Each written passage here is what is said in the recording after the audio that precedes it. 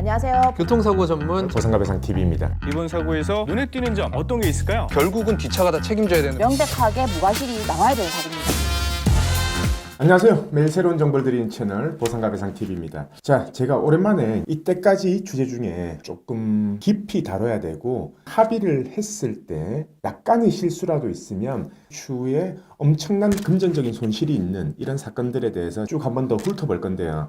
자, 오늘은 제가 어떤 주제로 할 거냐면요. 교통사고로 인해서 중상해를 입었어요.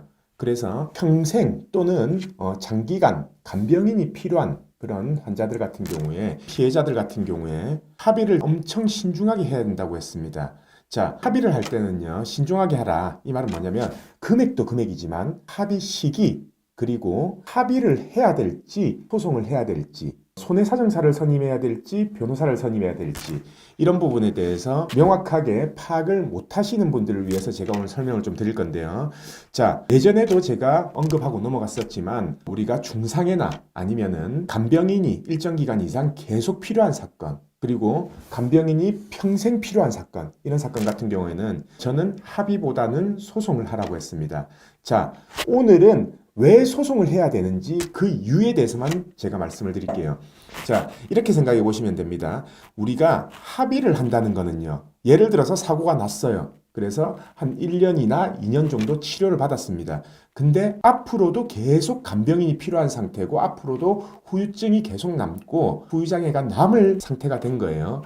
자, 그 시점에서 만약에 합의를 할까 아니면은 소송을 할까, 손해사정사를 선임할까 변호사를 선임할까 고민하시는 분들이 있어요. 결론은요, 합의는 하면 안 된다. 저는 이렇게 말씀을 드리고 싶습니다. 뭐 때문에 그런지 제가 설명을 드릴게요. 앞으로 평생 간병인이 필요해요. 그러면은 우리가 합의금을 산정할 때는요, 예를 들어서 50세 남성이 사고가 났다 쳐요. 그러면은 평생 간병인이 필요하다는 거는요, 보통 남자의 평균 연령이 80대 초반까지죠. 그러면은 50세부터 80세까지 한 30년 정도 남은 겁니다. 우리가 보험사로부터 보상을 받을 때는요, 30년 동안의 간병비를 보상받는 게 아니에요. 왜? 마비 환자 그리고 중상해 환자 같은 경우에는 여명 단축 기간이라고 있어요. 그만큼 운동을 못하죠. 그리고 간병인을 도움을 받아야 되고 일반인처럼 영양 섭취가 안 될 겁니다.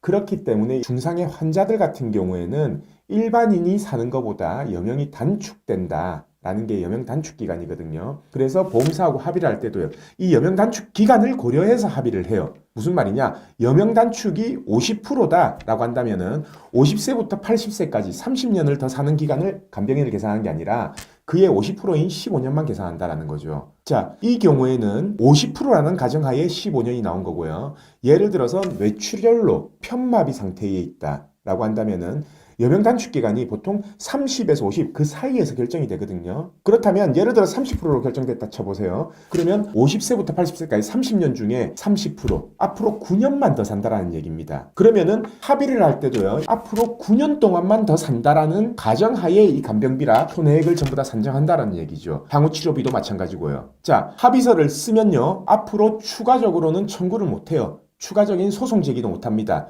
왜냐? 부재소 합의를 했기 때문이죠. 앞으로 소송을 제기하지 않겠다, 어떠한 이의를 제기하지 않겠다라는 합의서를 썼기 때문에 만약에 9년보다 더 살아있을 경우에도 어떠한 경우에도 소송을 제기하지 못한다라는 겁니다. 자, 근데 우리가 소송을 진행해서 판결을 받았다 라고 한다면은 말은 달라져요. 왜냐? 법원에서 지정하는 신체감정병원에서 앞으로 9년만 더 산다라고 이렇게 감정 결과를 냈어요. 그러면은 판사님은 앞으로 9년 동안 더 살 그 간병비에 대해서 산정을 해서 판결문에 기재를 합니다. 자, 그러면은 9년 이후에 만약에 더 살아있을 경우 추가적으로 우리는 간병비를 청구를 해야 될 거 아니에요. 판결문이 있으면 그게 가능하다는 얘기예요. 왜냐? 판결문에는 9년까지의 판결밖에 없기 때문인 거죠. 실제로 요즘 보면요, 여명 단축 기간, 이게 신체감정 의사들이나 저희 실무자들이나 보험사들이나 다 똑같은 책을 보고 감정을 합니다. 뭐냐면 배상과 보상의 의학적 판단이라는 그 책자를 보고 하는 거거든요. 그 책자에는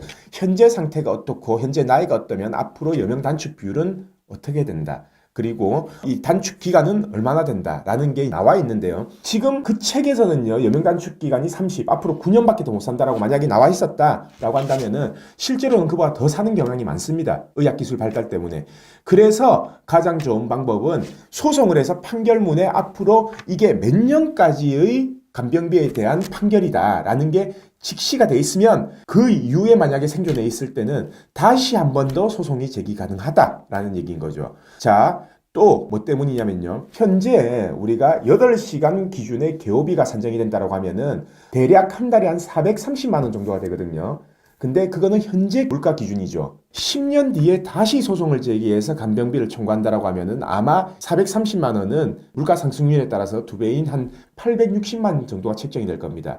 그러면은 10년 뒤에 다시 한번 소송을 제기해서 몸 상태가 괜찮아요. 단기간에 사망할 것 같지가 않습니다. 그러면 다시 감정을 받고 만약에 다시 한번 10년에 대한 여명 기간이 나온다면은 10년치의 간병비를 더 받을 수 있다는 얘기죠. 10년치 한번 얼마인지 계산해 볼까요? 자, 800만 원이에요. 그 당시 10년 뒤의 물가 기준으로는 800만 원이 1년 동안이면은 1억 정도가 되는 거죠. 그러면은 10년이면 결국 10억에 대한 돈을 앞으로 한 번 더 소송을 진다라고 한다면은 사실 손해사장사를 선임을 하되 손해사장사가 보험사하고의 합의 과정에서 영구장애로 이끌어낼 수 있다면 소송 전에 합의를 하는 것도 좋습니다. 그리고 변호사 사무실이라고 해봐야 변호사들도 합의를 안 하는 게 아니에요. 손해사정 차트랑 똑같이 금액 산정하고 합의를 합니다. 그러면은 결국 변호사한테 맡기는 게 보수적으로 유리할지 손해사정사한테 맡기는 게 보수가 더 나을지를 한번 알아보시고 선택하시는 것도 좋은 방법입니다. 자, 저희 보상가 배상에 문의를 주시려면요, 네이버 검색창에 보상가 배상 검색을 하셔도 되고요. 그리고 제가 이 영상 아래쪽에 삼각형 버튼을 누르시면은 밑에 설명란이 있어요. 거기에 저희한테 상담할 수 있는 링크 그리고 전화번호 등을 기입해 놓을 테니까 오늘 영상에서 제가 언급한 부분에 대해서 궁금한 점이 있다면 언제든지 연락 주시길 바랍니다. 자, 그래서 오늘은 뇌출혈 환자 또는 중상해 환자 그리고 간병인이 지속적으로 필요한 환자 같은 경우에 합의를 하는 게 유리할지 소송을 하는 게 유리할지 그리고 손해사항사를 선임하는 게 유리한지 변호사를 선임하는 게 유리한지 그 부분에 대해서 말씀드렸습니다. 다음에 기회가 된다면 이 부분에 대해서 좀 더 세부적으로 들어가 보는 영상을 촬영하도록 하겠습니다. 자, 오늘 방송은 여기까지 하고요. 내일도 새로운 주제를 가지고 오겠습니다. 오늘 방송 끝까지 봐주신 구독자분들 감사드립니다. 저희 보상가 배상 로펌은요, 전화, 카카오톡, 폰메일 상담, 카페 상담 등으로 상담받을 수 있습니다. 저희는 서울과 부산에 사무실이 있고요. 전국 번호는 1544-3102로 문의 주셔도 되고 카카오톡에서 보상가 배상을 검색하셔서 카톡으로 문의 주셔도 됩니다. 그리고 이 영상 댓글란을 보시면 메일로 신청하는 링크를 클릭하셔서 자세하게 작성해 주셔도 저희가 전화를 드리고 있습니다. 단 이게 후유장애가 남지 않는 2, 3주 진단 같은 경우에는요, 유선 상담을 하지 않고 있는 점 양해 부탁드리겠습니다.